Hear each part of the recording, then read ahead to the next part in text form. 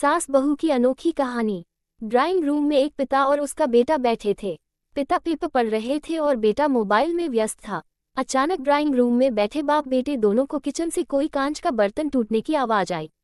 आवाज से बेटे को कोई फर्क नहीं पड़ा, किंतु बाप के कान खड़े हो गए। बाप ने तुरंत बैठे बैठे सवालों के तीर छोड़े। क्या टूटा, कैसे टूटा, किसने तोड़ा?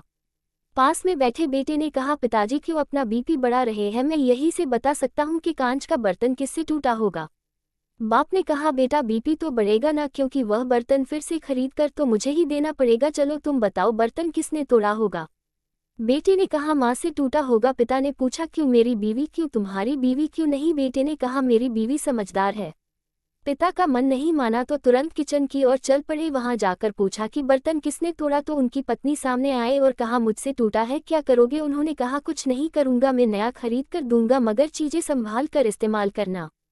वो वापस ड्राइंग रूम में आए और बेटे से पूछा कि तुम्हें कैसे पता चला कि बर्तन तुम्हारी माँ ने तोड़ा? बेटा में जवाब दिया, अगर बर्तन बहू से टूटता तो पीछे से तुरंत माँ की डांट की आवाज़ सुनाई देती, मगर बर्तन उनसे टूटा इसलिए पीछे से कोई भी आवाज़ नहीं आई। किचन रूम का हाल आपको बताते हैं।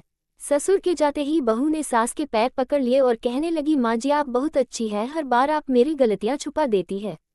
दोस्तों, कहानी का सार बड़ा ही सिंपल है। अक्सर हम लोग किसी भी सिचुएशन के बारे में अपनी अपनी धारणाएं पहले ही बना लेते हैं और सोचते हैं कि वही सच है, मगर ज़्यादातर बार ऐसा नहीं होता।